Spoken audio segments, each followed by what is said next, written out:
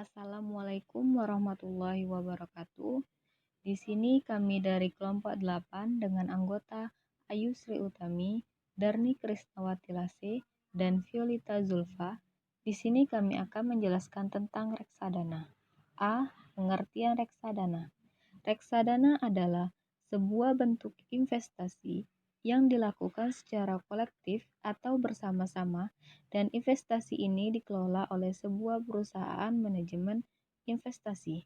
Sedangkan pada Undang-Undang Nomor 8 Tahun 1995, reksadana adalah wadah yang mana digunakan untuk menghimpun dana dari masyarakat permodalan untuk selanjutnya diinvestasikan dalam portofolio efek oleh manajer investasi. B. Jenis-jenis reksadana. 1. Reksadana pendapatan tetap.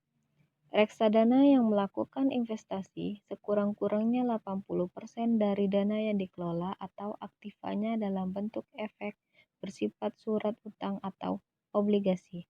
2. Reksadana saham. Reksadana yang melakukan investasi sekurang-kurangnya 80% dari dana yang dikelolanya dalam efek bersifat ekuitas. 3. Reksadana campuran. Reksadana yang mempunyai perbandingan target, aset, alokasi pada efek saham, dan pendapatan tetap yang tidak dapat dikategorikan ke dalam ketiga reksadana lainnya. 4. Reksadana pasar uang. Reksadana yang investasinya ditanam pada efek bersifat hutang dengan jatuh tempo yang kurang dari 1 tahun. C. Proses transaksi reksadana. 1. Pembelian reksadana.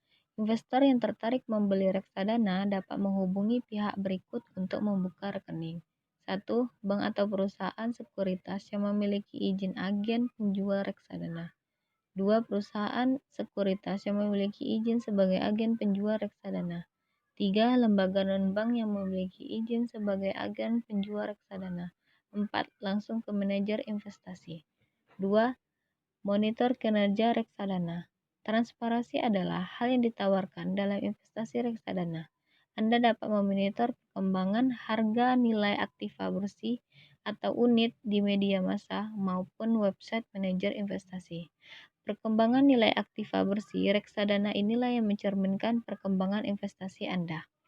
3. Penjualan reksadana. Layaknya pembelian, penjualan atau pencairan unit reksadana juga dapat dilakukan setiap saat pada hari bursa dengan menghubungi agen penjual atau tempat di mana investor membeli reksadana. Penjualan akan diproses hanya jika status complete application sesuai tenggat waktu dipenuhi. Investor dapat menjual sebagian atau seluruh unit yang dimilikinya. D. Perbedaan reksadana konvensional dan syariah. Reksadana syariah 1. Dikelola berdasarkan prinsip-prinsip syariah dan diawasi oleh DPS bersama dengan OJK. Sedangkan reksadana konvensional dikelola berdasarkan prinsip kontra investasi kolektif dan hanya diawasi oleh OJK.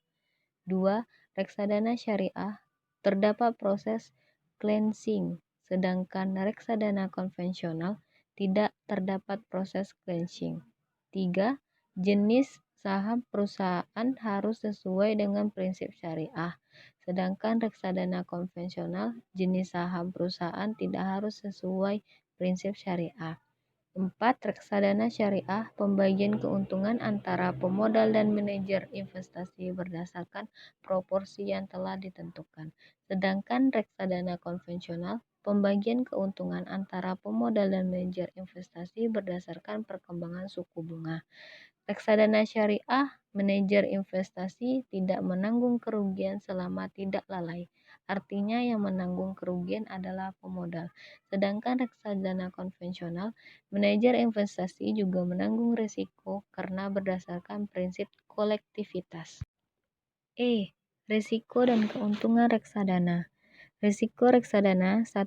Risiko non-prestasi merupakan risiko yang terjadi apabila pihak-pihak yang terkait dengan reksadana seperti obligasi tidak dapat membayar atau gagal membayar bunga dan pokok obligasi kepada reksadana yang mengakibatkan timbulnya kerugian pada reksadana.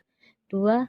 Risiko likuiditas. Salah satu pada daya tarik dari reksadana adalah tingkat likuiditasnya yang tinggi, di mana para investor dapat menjual sahamnya setiap saat. Namun, di balik tingginya likuiditas reksadana, terdapat juga kerugian, terutama apabila investor mendapat informasi isu negatif yang mengakibatkan investor harus menjual sahamnya secara besar-besaran. 3. Risiko perubahan. Politik dan ekonomi pada dasarnya, investasi pasar modal dalam bentuk uang sangat berpengaruh terhadap perubahan politik dan ekonomi. Investasi pasar modal seperti reksadana juga tidak terlepas dari risiko gejolak politik dan ekonomi. Hal ini akan berdampak negatif terhadap aset reksadana. 4. Risiko pasar dan globalisasi. Menurunnya kinerja pasar menyebabkan perubahan kondisi pasar yang terjadi secara perlahan atau cepat balik di dalam negeri maupun luar negeri. Perubahan yang terjadi di dalam negeri diakibatkan oleh rendahnya jumlah investor dan keadaan ekonomi yang kurang stabil, sehingga banyak investor yang menjual saham. Sementara perubahan yang terjadi di luar negeri diakibatkannya oleh menurunnya harga saham dan memberikan dampak terhadap pasar modal di dalam negeri. 5. Risiko terkait peraturan.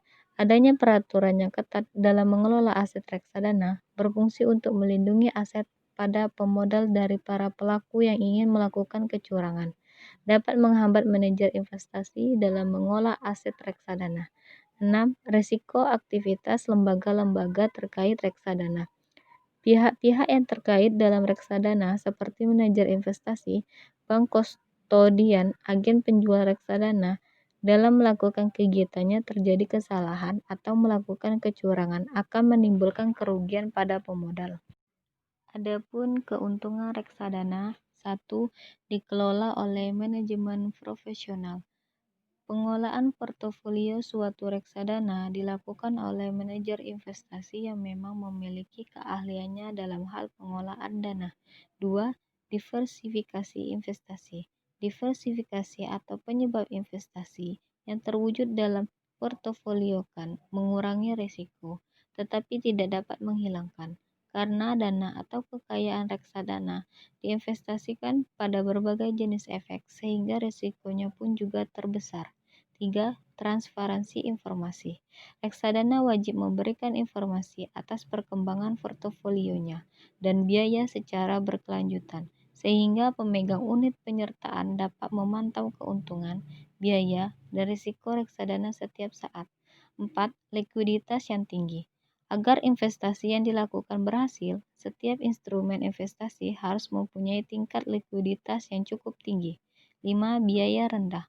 Reksadana merupakan kumpulan dana dari banyak pemodal dan kemudian dikelola secara profesional, maka sejalan dengan besarnya kemampuan untuk melakukan investasi tersebut akan menghasilkan pula efisiensi biaya transaksi. 6. Kekayaan atau aset reksadana disimpan secara aman. Kekayaan yang dimaksud adalah dana nasabah perusahaan manajer investasi yang disimpan secara aman di bank kustodian. Dana nasabah tersebut berbeda dan dipisahkan dengan aset lain. 7. Pilihan beragam.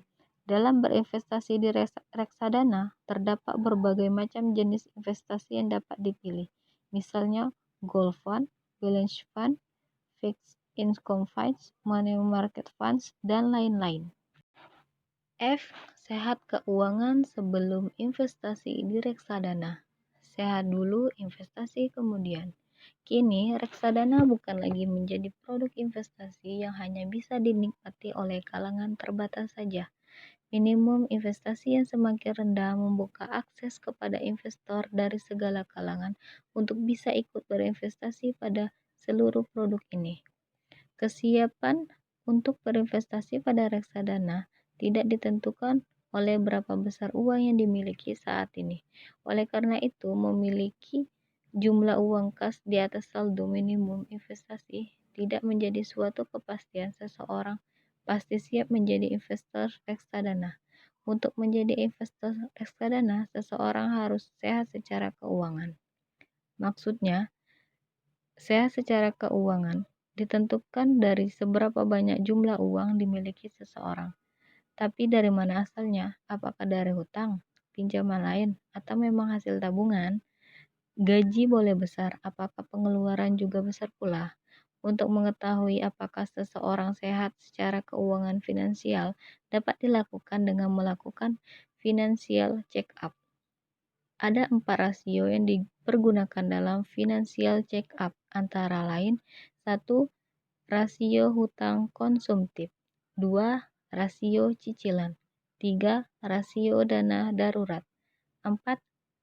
Rasio biaya terdapat pendapatan.